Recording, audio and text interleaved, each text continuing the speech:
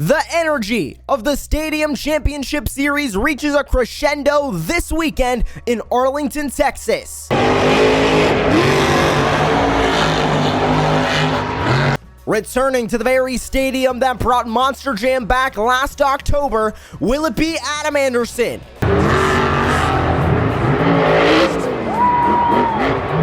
Ryan Anderson?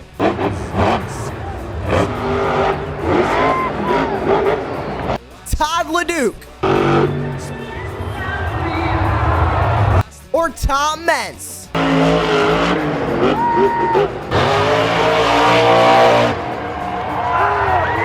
This is the Monster Jam Teardown!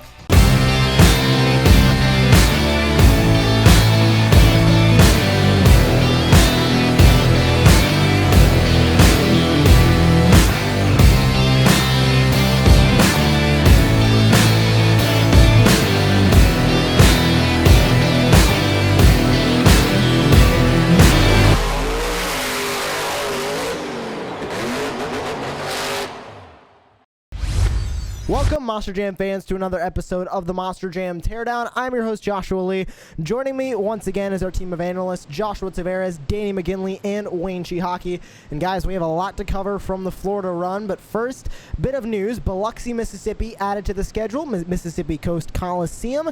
We'll be heading there April 30th through May 2nd. 5 events for the Monster Jam Arena Series, and the biggest story out of that, Tristan England returns to Monster Jam competition, but this time behind the wheel of Megalodon. Guys, compared to Adam Anderson going from Gravedigger to Megalodon, do you think it's going to be as harsh of a transition as it was for Tristan England this fall? Can't really say so. Tristan is very quick to adapt to any kind of circumstance that you throw it at him. So I think, Megalodon's going to be something that he's going to adjust to pretty quickly, just like Adam. It took some time for Adam, per se, because it's such a whole different figure in its own right. But Earthshaker is no different than Megalodon, in my opinion, in terms of concept bodies. So Tristan's going to get ready to throw it down.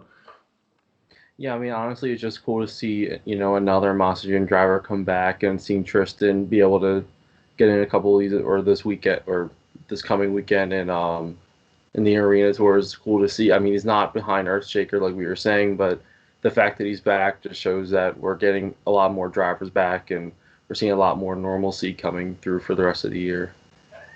Yeah, I'm happy to see that Tristan's coming back, especially Megalodon. Although it's not his normal truck, I think it's going to be great. It's going to give a whole new platform of memes to all of the fans out there on Instagram and stuff. And I'm really looking forward to seeing what Tristan's going to do. He's really one of the best drivers in an arena. He can walk out moonwalks, throw down amazing freestyles, and he is a great person for racing. So I can't wait to see what he's going to do this season.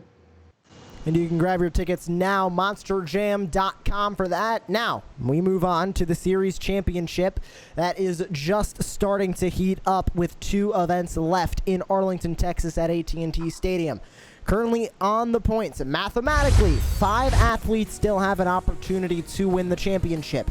Adam Anderson in Megalodon, Ryan Anderson Bakugan Dragonoid, Todd LeDuc Monster Energy, Tom Meents Max D Fire, and Bryce Kenny in the Great Clips Mohawk Warrior. Now, realistically, we're only watching that top 4 because that top 4 is only separated by 22 points. So technically, in one event, Tom Meents and Max D Fire, who sits in 4th, can take the points lead. Same thing with Todd and Ryan sitting in 3rd and 2nd, respectively. Bryce Kenny needs a bit more of a miracle, so we're not really considering him a chance at the championship, but mathematically he is still there, still technically has a chance to win that championship, but he is going to need a lot to go wrong for the 4 athletes in front of him. Now, with those top 5 still in it, and the main fight in between the top 4, we've seen lately a bit of a resurgence out of Adam Anderson in Megalodon. He started out slow in the championship, didn't gain the points lead until Tampa. So Ryan Anderson retook it in Orlando, kept it all the way through Jacksonville, then in Tampa. Right after night 1, Megalodon takes the series points lead. Guys, my first question out of this series championship talk is, what do you think Adam needs to do to make sure that just he locks up this championship going into Arlington? Because he just got the points lead. He's only kept it for 3 events. He's looking at a late charge for the series championship. Yeah, a late charge nonetheless, but it's also a charge that I'm pretty sure that he's been wanting to build up since the beginning of the season. It was a steady climb. He's won racing at the beginning of the season, but other than that, skills and freestyle hasn't been really too hot for him. And honestly, I think now that, the season has progressed more and more, he's getting more comfortable with his chassis, with his crew guys, and, the luck that he has in that chassis now is far none. Like you can see he's throwing down the best freestyles I've seen Adam have in, quite some time. So I think Adam's very comfortable, and if he heads into Arlington with the same momentum that he's had in the Florida Tour, he's unbeatable. Yeah, I mean, Adam right now just seems like, he's going out there and, he's just being super consistent. And honestly, that's all he needs to do. He's been doing it for pretty much the majority of the Florida run at this point, the last 7 or 8 events here. And, he just needs to keep doing that into Arlington.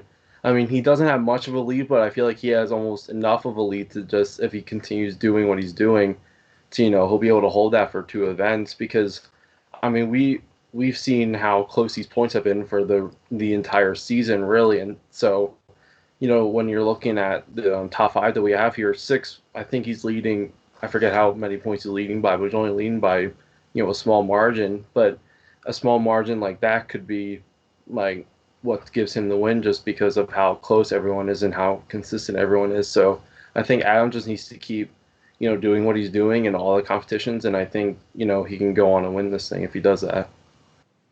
Yeah, I totally agree with you guys. I think one major thing that helped Adam Anderson, especially in Tampa, take the points lead was equipment failure for Ryan Anderson and a few other of the drivers, or just the little mistakes in the run, which Adam did a pretty good job at keeping his truck and keeping his team consistently in the top 5 and even taking home an overall show 1 in Tampa, I believe, or it was show 2.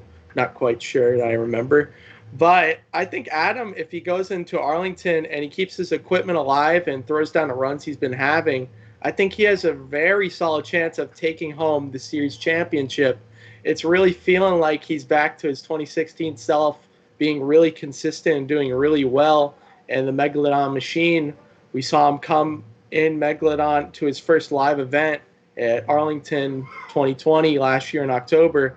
And now we're in March, seeing him compete at Tampa, now taking home overalls and freestyle wins. I think he is one person that could take home this whole series championship, but he has to be 110% with his team and his equipment. So we'll see what happens. We'll go in depth with all 4 of the series championship contenders a little bit later on towards the end of the episode. But first, we got to get through all the competitions that we have seen over the Florida run, starting with the Monster Energy Monster Jam Racing. Best racing record still belongs to Adam Anderson in Megalodon, and he has had that for pretty much the entire series so far, 27-9, a 75% win percentage for Adam Anderson in racing. But 4 out of the last 5 racing competitions have been won by Ryan Anderson in Bakugan Dragonoid, and we have seen a resurgence of Ryan Anderson in racing when it's come to the Chicago style racing. 4 straight racing competition wins from Jacksonville 1 to Tampa 2. It was foiled at Tampa 3. He ended up losing in the semifinals there, but Ryan Anderson has been so dominant, and we don't really talk about Ryan Anderson in racing a lot, even though he is a Racing World Finals champion. He won a racing championship before a freestyle championship, so he has that talent in racing, but it seems like, especially behind the wheel of Bakugan Dragonoid, he hasn't really been able to go over that hurdle and just make his way into the finals, start getting those wins. We're seeing that from Ryan Anderson now. Is this what he needed to do to get on top of Adam Anderson? Because this is the competition that his brother Adam has been so dominant in all season. Now he's beating him in his own game. It's weird you say that because, in my personal belief, I feel like Adam is the racer of the family out of, the brothers per se. And, Ryan is, wholeheartedly dedicated to freestyle. And he's even said himself that he doesn't really like racing that much, but, duty calls and you have to do what you have to do driving a Monster Jam truck. And, racing is something that Ryan has done very well and has capitalized in the last couple of weeks. But I feel like he's been, more hands-on in tuning the truck to, do the crazy stuff and skills and freestyle to help him gain the advantage that he's losing in racing because Adam has been doing, so successful throughout the Florida run. Yeah, I mean, Ryan has been nailing it in racing recently. I was down in Tampa and I saw him win 2 of those racing competitions. And I mean, he's just so smooth out there in racing. And, this season in particular, we were seeing, we were really talking about, Adam Anderson winning racing and stuff like that. We weren't really talking about Ryan winning, or, we weren't seeing him win that much, and it tends to always go back to how great the lineup is. But I mean, that just shows that now that he's getting wins and he's racking up the points, like that's definitely helping him in these points, especially, where at least in Tampa he was having some bad luck and skills and freestyle as well. So, it's definitely helping him out that he's, picking up the racing game. And I think that, that's something I think that's going to be one of the main focuses of competitions going to Arlington. Yeah, I think you guys bring up some good points about Ryan Anderson. I don't think people necessarily overlook him being really good at racing, but I think people focus mostly on the freestyle aspect of his runs because he just entertains everyone and has some insane hit, usually ending his runs this whole year with his sidewall hit and usually nailing it. But in Tampa, he had some unfortunate luck a lot of times. And I think that just has to do with the venue and the different type of dirt and your nerves getting to you. And that's what happened for show 3 especially. But I think going into Arlington, he's going to be back on top of it. We saw him compete there last year, like I said. And I think he's pretty used to the venue. So Ryan Anderson, if he has a good racing competition, I think he as well has a really good chance to take it. I love seeing Adam Anderson and Ryan Anderson in the finals. You're going to get your money's worth for that ticket. And as they say, be sitting at the tip of your seat to watch that. It's always neck and neck, and I hope that's what happens in Arlington. We'll have to see what happens. Now we're going from a driver who did really well at Chicago Style Racing, got all of their racing wins on Chicago Style Racing, and Ryan Anderson to an athlete that was struggling on Chicago Style Racing, Tom Meents, Max D. Fire. We talked about his struggles of Chicago Style back in our last episode when we featured Scott Olinsky on talking about the last weekend of Houston where they started Chicago Style Racing, but now looking at it, Tom Meents started to do a little bit better, but still is not anywhere where we are expecting Tom Meents. He went from a 5-4 record as of the end of Houston 4, now to having a racing record of 9-14 with a win percentage of only 39.1%. I mean, when we talk about Tom Meents, he was unbeatable in racing for a long time in the early 2000s, and he's known as somebody who is a jack of all trades when it comes to Monster Jam. Any competition, Tom Meents has an amazing opportunity to win and is expected to win. He has rarely been making it out of round 1 in Chicago Style Racing. Is this what is plaguing Tom Meents? Skills and freestyle aside, we'll get to those later, but is this what is hurting Tom Meents right now in the championship, his lackluster racing record? I would agree. No disrespect to Tom, because it's obviously hard to wheel a 10,000-pound machine, at any given point, and no matter who you are. But for Tom's perspective now, it's really hard for him to really punch through the rounds because he has such stiff competition. The athletes around him have been, developing their game, and Tom's been helping other drivers, develop themselves into becoming, better athletes themselves. So Tom is, working with all these different athletes, and they're out to beat Tom, and Tom is there to, just, get his per se name still in the mix of everything. I would think so. But Tom, he's still Tom Meents. He's going to go out there and kick some butt regardless of where he's at. So hopefully Arlington will bring him some good luck in the racing rounds. Yeah, I mean, I definitely think him struggling in racing has really hurt him. I mean, we were talking at the beginning of the season how, Tom was just dominating just about every event that we watched in Houston. And then all of a sudden the track changed to Chicago that, week 3, and then all of a sudden he was losing grounds with points, and now he's down to, I believe, 3rd or 4th in points right now.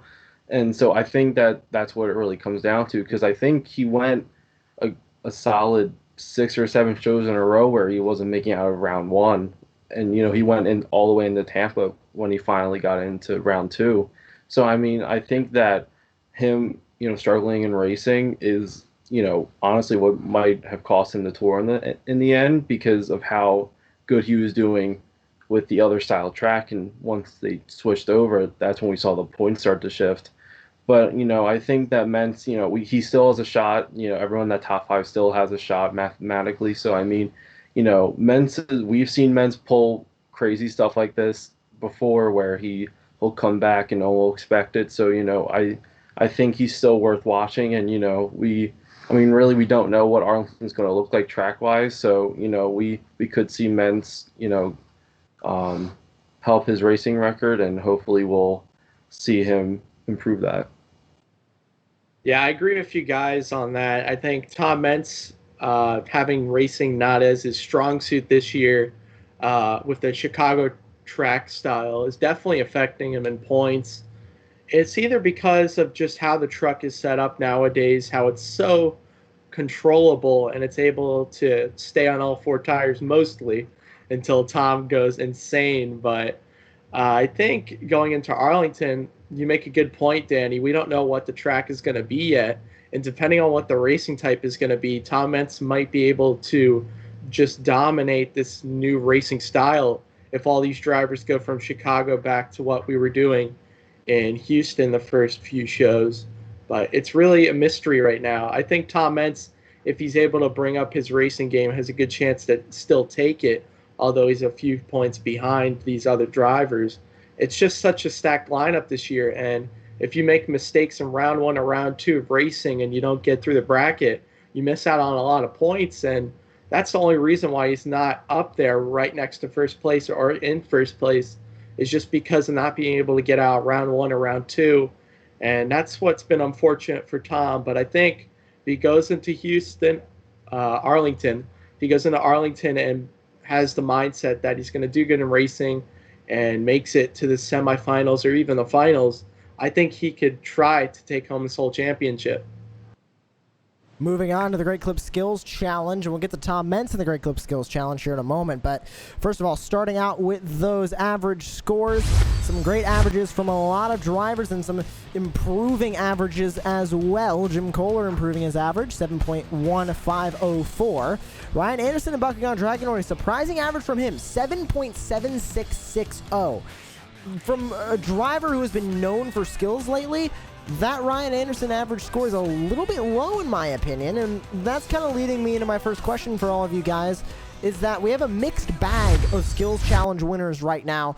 In the past 5 events, let me confirm this on my stats, actually in the past 6 events, we have not had a single repeat skills challenge winner. You go back to Orlando 2, that repeats with Tampa 3 with Max D. Fire and Tom Mentz. But from Orlando 3 to Tampa 3, there has not been a single repeat winner of the Great Clip Skills Challenge. Is this just going to show that the level of competition in Monster Jam is rising up so much that we have multiple athletes pulling off amazing moves in the skills challenge that are getting those scores from judgeszone.com? It doesn't seem like it's a game of just 2 great moonwalks and you get a 9.5 like we saw from Neil Elliott in 2020.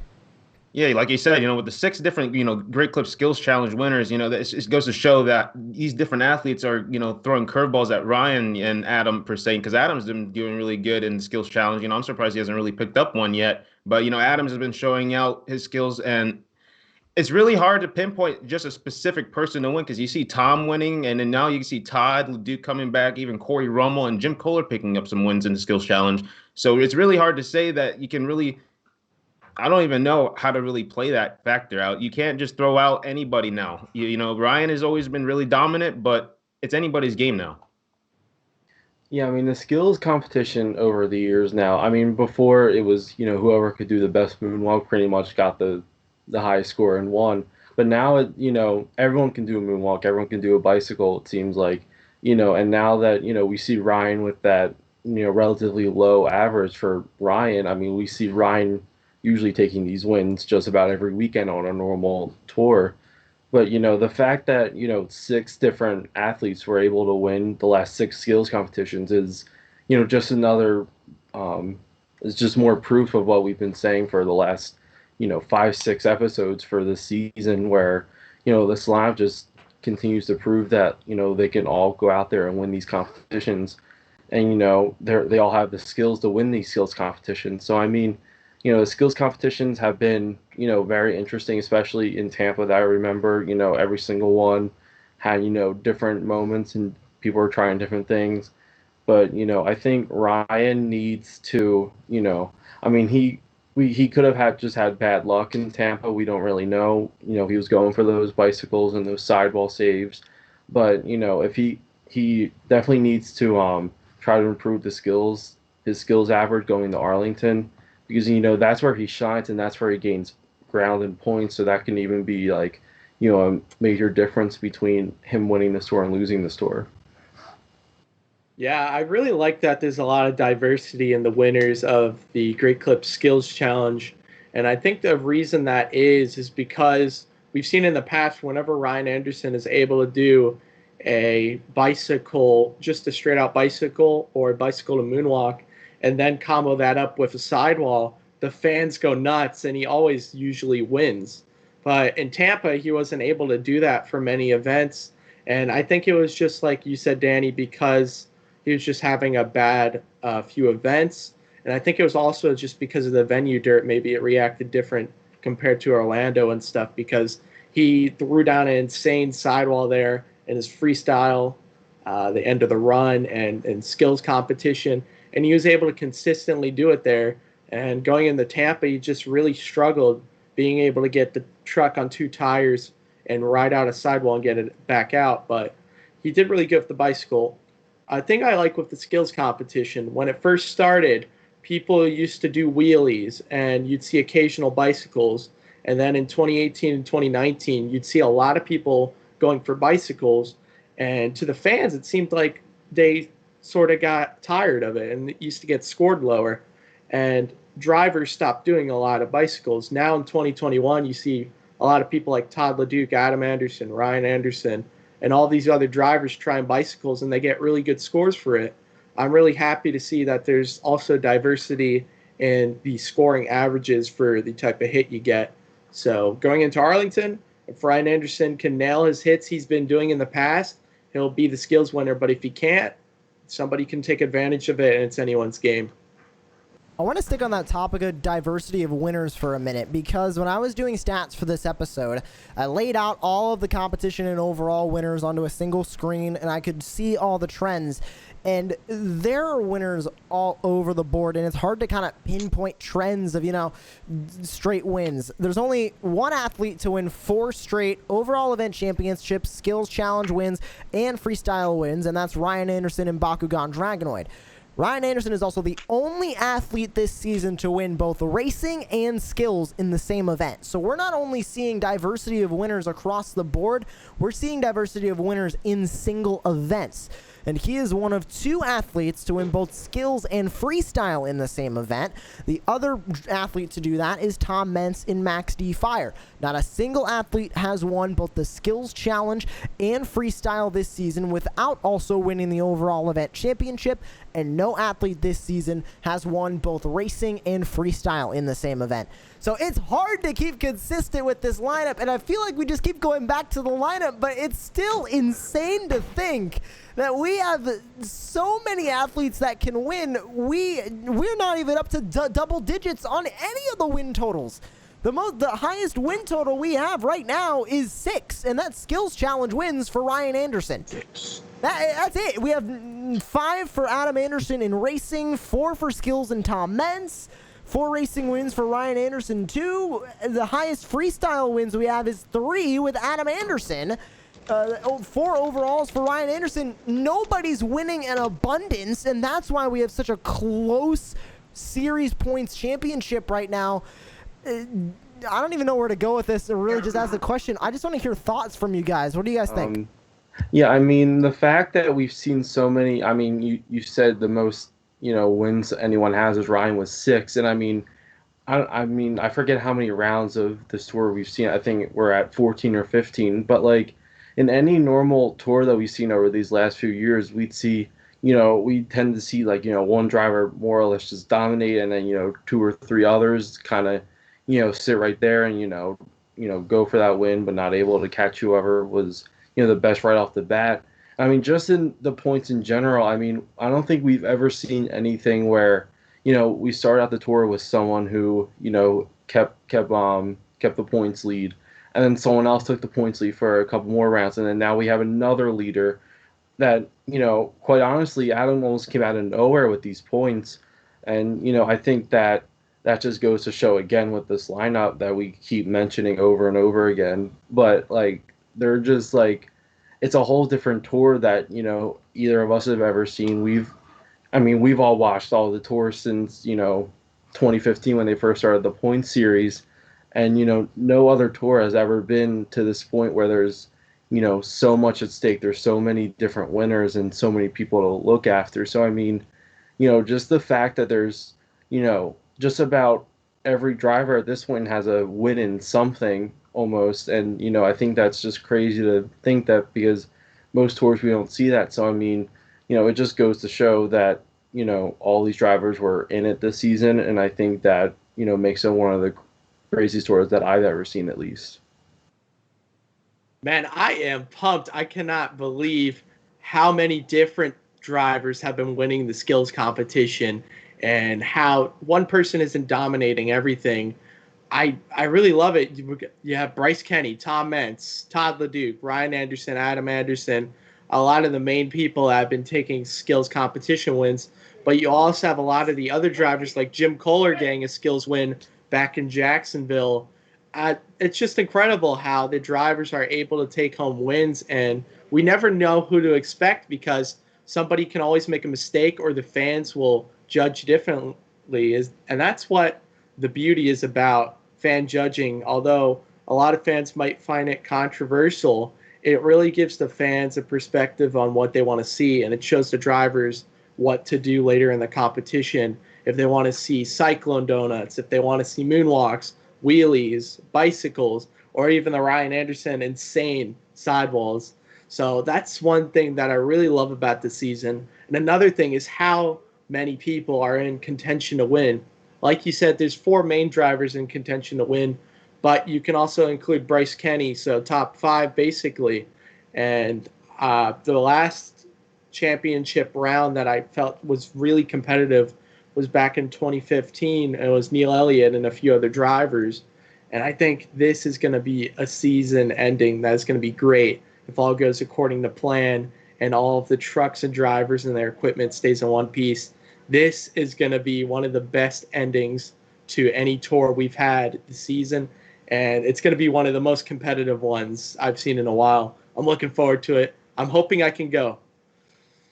And making our way now to the BKT Tires Freestyle Competition, another competition where there's a lot of diversity in the winners. There's only now 4 athletes who have not gotten a win in the freestyle competition. Jamie Garner, Bryce Kenny, Cole Vennard, and Lindsey Reed are all winless in the freestyle competition. Kristen Anderson grabbed her first freestyle win in the books in Jacksonville. And guys, on the topic of Kristen Anderson, we had high hopes for her coming in, and I don't want to say she didn't meet those hopes, but she's taking a little bit longer to sort of develop into that stadium athlete that, we saw Camden Murphy go from arenas to stadiums and win his first overall event championship there. Same thing with Justin Sipes. He went from arena to stadiums, and it was like that. He became dominant in the stadium so quickly, but Kristen Anderson's taking a while to develop. Do you think now that she has that one stadium freestyle victory in the books, there's some brighter days coming for Kristen Anderson and maybe more dominance in another stadium series down the road? Yeah, honestly, once she was able to take the freestyle win, her, freestyle game and just, skill in general just like shot up that next day in Jacksonville. That next show in Jacksonville, she had a great freestyle once again, and I believe she came in second that afternoon. And, all weekend in Tampa, she was throwing down great freestyles. And then, even in skills, she was going in, she, was able to complete her first bicycle in Tampa. I believe it was the 3rd show on Sunday. And, I think that, it just shows that, while it is taking a lot longer than we were expecting for her to, be able to do some of these skills moves and finally get that freestyle win. But regardless of how long it took, even though we are at the end of the season, she's arguably a lot better than she was, week 1, week 2 in Houston, and her freestyle game's going up. She's, competitive in racing, and, skills she's doing, just as good. And I think that, this tour is hard. We keep saying that. We keep saying that the lineup is, so difficult to go out there and, like you could put down a great freestyle and you could end up in 10th and 11th place just, because everyone else is going so much bigger and, doing crazier stuff. So, I mean, the fact that Kristen was able to grab a freestyle win on this, type of lineup and this type of tour, I think it's just an achievement in itself, especially with, really no stadium background before this year. So, I mean, even though it did take a little longer than we thought for Kristen, get used to the stadium tour, I think that, going forward to, more stadium tours in the future, I think, she'll become a much bigger threat. Yeah, I think Danny has some really good points there. I think this is another situation like the Arena Tour that Kristen Anderson took a few years to develop on and eventually became a really great driver, but it just took her a little longer to represent the Gravedigger name, and it probably had a lot of nerve to be able to drive that truck because you have a lot of fans that expect Gravedigger just always win because that's the one truck that a person will definitely know when they come to these events. And it puts a lot of pressure on Kristen Anderson when she first came into the Arena Series. After a few years, she started doing great and got very consistent, and we saw a lot of improvement. Now, she's on the Stadium Series, and a lot of people expect her to be the best of the best athlete and perfect on every competition. It's taken her a while to develop, and that's okay. As a driver, going from arena to stadium, everybody is different, and driving a 12,000-pound monster truck usually set up for arenas and stadium is a totally different thing, and it definitely takes a lot more control because you're at a much higher speed, you're in a bigger venue, so you might go too fast and get near a tarp and get RAI'd, or you may go for a mini flip and may not land it. There's a lot of different hits that you could do in this huge stadium. You got to keep your truck in one piece. You have to have good momentum. You have to wow the fans. You have to try and have a wow moment in your run, which if you usually don't do, it's really hard to do good in these stadium tours. So I think Kristen Anderson is doing pretty good with the lineup that she's in, and give her another year or two and she'll be one of the top 5 athletes out there. Right now she's just getting used to the ranks. We have 12 of the best drivers out there, and it's hard to rank really high when you have all of these amazing drivers. I'm glad she won that freestyle, like you said, Josh, and I think that definitely pushed up her confidence. So we'll see what she does in Arlington. She did a pretty good job last year, especially in the skills competition. We'll see what the fans want to see, and we'll see what happens. And moving over to another athlete in Todd LeDuc and Monster Energy, taking a look at the averages real quick. He has the best average out of any athlete in the freestyle competition, 8.8984. The problem is, and this is where the interesting stat comes in, he has not won a single freestyle competition at all this year. Or since Houston 5. I'm sorry. Since Houston 5. He has not won a single freestyle competition. It's a weird stat to look at, and these are the stats I love. Something that you're not expecting for Todd LeDuc to have the best freestyle average, but not winning one since Houston 5. Is this consistency from Todd LeDuc? I think looking back at the last couple finishes from him in the freestyle competition, I can't remember exact stat, but I think since Orlando began, he hasn't been lower since 5th on the freestyle leaderboard at any given time. So Todd's consistency in freestyle is amazing to watch because freestyle is usually the most inconsistent competition for anybody. Todd seems to have figured out a bit of a science to get that average score up. Yeah, I mean, it's actually really interesting that average score of an 8.8 or an 8.9, I think you said. And it just seems like relatively low for this tour, and I think that just shows how close everything is. But yeah, I mean, I feel like Todd has really begun to figure out, almost like a rhythm in freestyle. He, a lot of his freestyles feel very repetitive, and I'm not saying that in a bad way, but he tends to go out there and know, what he wants to hit, what ramps he wants to hit, and, it almost seems like, timing-wise, he knows what he wants to do. So, in Tampa, he was doing that same thing.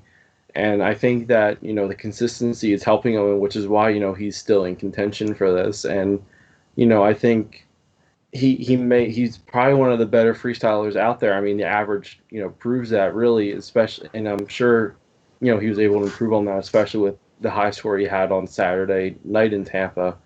But, I think that his consistency and his rhythm he has in freestyle is helping him with these points and is honestly probably keeping him right there in the conversation. So I think that, he needs to keep that up going into Arlington. I mean, there's only 2 shows really, and there's a lot of ground to make up for him. But if he's come from behind before on these points tours, so you really never know what where Todd's going to end up.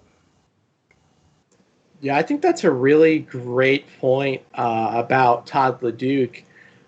He's really gotten down to a science, like you guys say.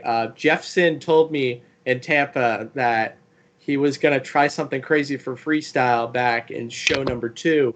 And what happened, usually what he does is the first minute, it seems like he goes easy on the truck. He takes a bunch of hits, but he wants to get it through the first minute at least.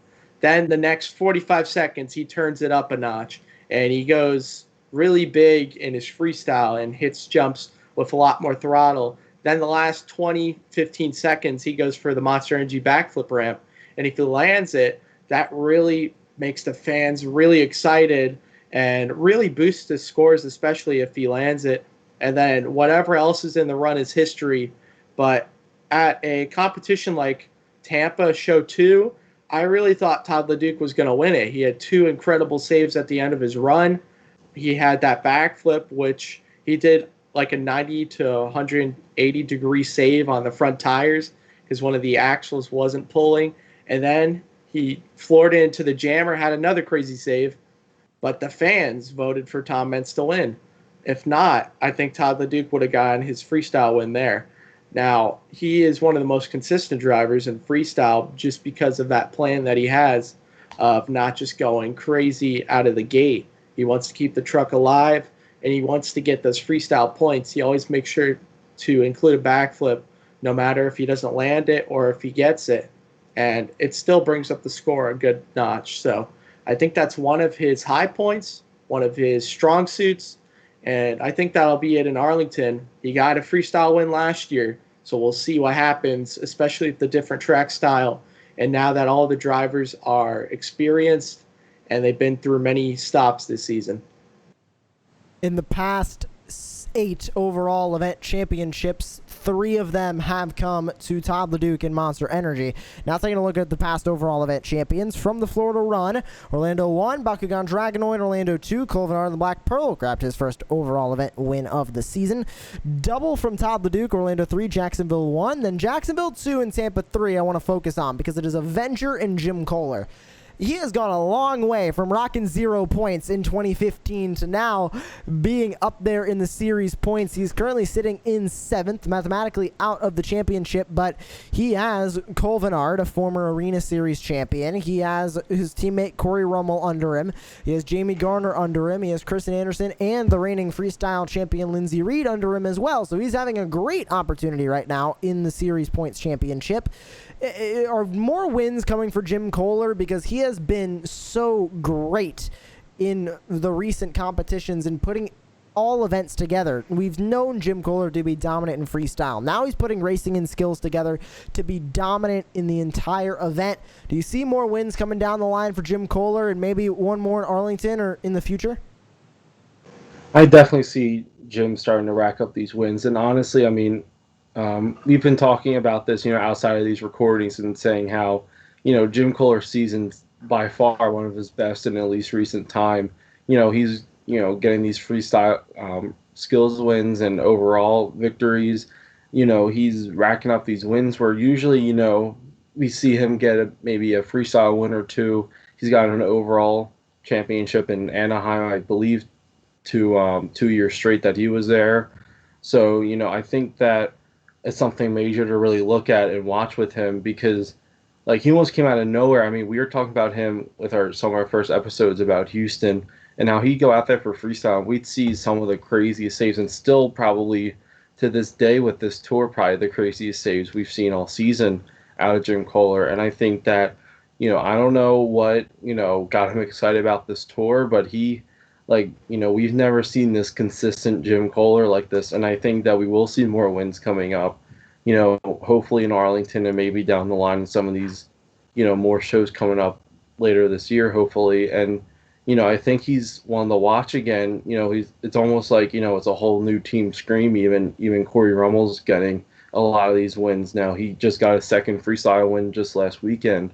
So I think that this team in general is a team to watch right now, and I think the combination of Jim and Corey is a really dangerous combo. Yeah, I totally agree, Danny. Team Scream is doing incredible this year, especially against past years. I think they're more consistent this year compared to past years where they've just, for example, in the freestyle competition, full send, baby, all the way up into the sky. But I think this year they're taking a totally different approach. They're still going big, especially in freestyle and stuff and skills. But I think they've really improved their driving styles. And after taking that few-month break, it really helped them as drivers getting back into the competition up against 12 of the best drivers, them being some of them, taking home wins and overalls. It's incredible. And I was so happy to see Jim get the overall for the last show at Tampa before Arlington. That was so awesome to see. I was repping him in the stands. But in Arlington, I think if he has a very consistent show like he's been having, he's been really good in Chicago-style racing. So is Corey Rummel. He's been good in skills. He pops off sky wheelies, sometimes gets a crazy save, 2 sky wheelies. And then freestyle. Last year, Jim Kohler wasn't there. It was Corey Rummel and Chris Kohler. And Chris Kohler absolutely dominated freestyle air-wise and wow moment-wise. He almost took home probably a freestyle win with that insane air he got off the back side of the main stack, but he really drove like Jim Kohler. And I think if Jim Kohler pulls off something just like Chris did in Arlington last year with his momentum and his crazy hits that he does, I think Jim could actually get an overall in Arlington, Texas. Everyone's going to be on their A game, though, so he's going to have to go really big like he has in all season and give one of the biggest wow factors of that weekend if he wants to do it. So I'm really looking forward to what him and Corey are going to do, and I'm hoping that he's going to be able to take home a win or even an overall. Now moving on to the official series championship discussion that we are going to do for athletes in contention for that series championship. We start with Adam Anderson in Megalodon. He leads the points. He can lose the points lead in a single competition to his brother Ryan Anderson in Bakugan Dragonoid, and he is competing for his 3rd Stadium Series championship. He won his first in 2016, his second in 2019. Now taking a look at the racing bracket, going into Arlington, both Megalodon and Bakugan Dragonoid have an automatic bye into round number 2. So they're both already starting out with some automatic points.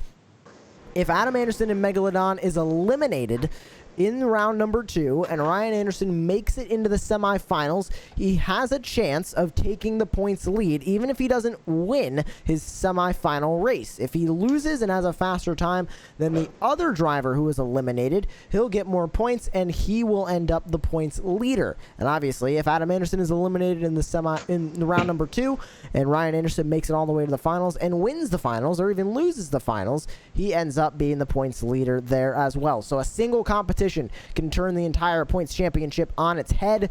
And Ryan Anderson and Bakugan Dragonoid's there as well. Second in points. He can take the points lead by the end of racing in Arlington 1.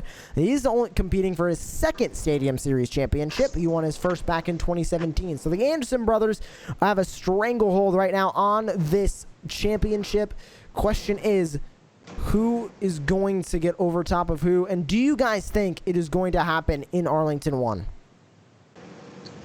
I honestly think that with how this tour has been going, I think that, we're going to be going into freestyle on Sunday afternoon in Arlington and still, wondering who's going to take this tour. I think the main focus going into Arlington is going to be the Andersons. Obviously, Tom and Todd and Bryce both have mathematical shots at this. But I think, everyone's eyes have been on the Andersons since really the beginning of this Florida run. And, I think that, we could see just about anything in these points. Like racing has gone, racing has been one of the crazier competitions this season, and it's gone so many different ways. We saw Jim Kohler make it to the finals just last week, and I think that Adam and Ryan are so consistent in racing that we may not necessarily see it right off the bat, a change of the points leader, but I think that going through it, like, I think it's going to really just come down to that last event and maybe even that last actual competition in freestyle. So I think that those two are just going to be going back and forth, and we'll just see where this goes. Yeah, and another point I want to bring up is I'm glad that the shows are spread out, one show for each day for 2 days instead of cramming 2 shows into one day, because that could really affect the team, especially in the final stops for a points championship. What I find very cool is that a lot of the fans that come to these events don't realize how close the points are and how competitive it really is in the Monster Jam events. We have 5 of some of the best drivers competing for this final championship, and all the others just trying to keep up with the spots that they have. And I think it's going to be a really interesting time in Arlington, especially depending on the track type. And I'm hoping nobody has mechanical mishaps, because that is something that happened Tampa Show 3 with Ryan Anderson. Something happening with his, I believe, steering pump, and he wasn't able to continue freestyle. Oh, I know, it was Show 2, and he was not happy. It frustrates you as a driver. But heading into this last stop in Arlington, I'm really pumped to see what these drivers do. And like you said, Danny, the racing competition is one of the most exciting competitions, especially this year. I like Chicago style just because of how close some of the races are, just like all the other racing styles. But well, this is going to be one of the closest series endings I've ever seen. And we still have 2 other horses in that fight. Todd LeDuc, Monster Energy, currently sitting 3rd in points. He needs some small mistakes from Adam and Ryan, then he can piggyback himself right up into the points lead. He can't do it in a single competition, but he can do it in 2 competitions. It is possible for him mathematically to do that, and he's competing for his 4th Stadium Championship Series win and his 3rd in a row. 2017, then a gap year in 2018, 2019, and 2020 he was a champion as well, and he's looking for 3 in a row. And then Tom Mentz, Max D. Fire, the professor at Monster Jam University, the only 12-time World Finals champion. He needs some big mistakes from Adam and Ryan and Todd up ahead, or for all of them or one of them or any number of them just to miss competitions entirely, because missed competitions equals 0 points on the board for that competition for that athlete. So he needs missed competitions from them in the front, and he is competing for his 2nd Stadium Championship Series win. So now that we have covered all 4 of those athletes, out of the 4, who do you guys think is going to be your official pick for the Stadium Championship Series winner? Before we go into Arlington, we'll have new picks after Arlington 1, going into Arlington 2, but who do you think is going to be on top as the series champion as you stand right now? I think the first episode we did for this, we were talking about, who we thought was going to win this tour. And, I think my original prediction before any of these shows started was that, it was going to look like Tyler Duke was going to win, but Adam Anderson was going to end up sneaking up behind. And quite literally, Adam Anderson has snuck up behind these last couple of events. And I think that, once Adam gets on that roll, we've seen, past tours, 2016 comes to mind, where he just gets on these rolls where he just keeps winning and, keeps getting these top 3 finishes. He's almost unbeatable. He doesn't have much of a lead on his brother Ryan, but, those few points are sometimes, that might be all he needs for this win. So, my pick is going to end up being Adam Anderson here. I think he's probably one of the most unexpected ones, at least, after the Houston run to win this entire series. But the way he's been so consistent these last couple events in this Florida run, I think that he's just going to keep carrying that on through Arlington. I think we're going to end up seeing him take this win. Josh, this is one of the toughest choices that I've had this whole podcast. I think it is really ultimately between Ryan Anderson and Adam Anderson. And it's so hard to pick who's going to win the championship right now, because they're 1 and 2 and they're only separated by 6 points. And the only reason that is because Ryan had a really bad show show 3 in Tampa, which was just a bad event for him. If his truck can stay consistent and the team is able to repair it and the truck is 110% and Ryan Anderson does his thing he always does and doesn't accidentally hit the ignition button during a stoppie like last year in Arlington, I'm going to go against Danny, and I'm going to say Ryan Anderson is going to take home this year's Point Series championship. We'll see what happens, and my prediction might change after Arlington Show 1. We'll see who's more consistent and whose truck stays together. I'm really looking forward to it. Well, I've been going with underdogs really since the start, and it's kind of weird to call him an underdog, but as of right now in the math, we're calling Todd LeDuc and Monster Energy an underdog because he sits in third. He's 17 points back from the lead, still has a good chance of winning. He just needs mistakes from Adam and Ryan, and I think those mistakes are going to come in Arlington 1. Todd LeDuc swoops in, grabs that overall event championship, and Adam and Ryan have no opportunity in Arlington 2 to grab that series points lead back. So 3 different people here, 3 different guesses. So it's really anybody's game right now who's going to win it. And we're going to have a bonus episode for all of you, a short one about 20-25 minutes immediately after Arlington 1 finishes. So you can look for that right here on our YouTube channel and on IGTV over on our Instagram at Monster Jam Teardown. And we'll be right back immediately after Arlington 2 as well. Another quick 25-minute episode just talking about that day and the crowning of the Stadium Championship Series champion. For Joshua Tavares, Danny McGinley, Wayne Chiaki, I am Joshua Lee. Thank you all for joining us for this episode, and we will see you for the finale in Arlington.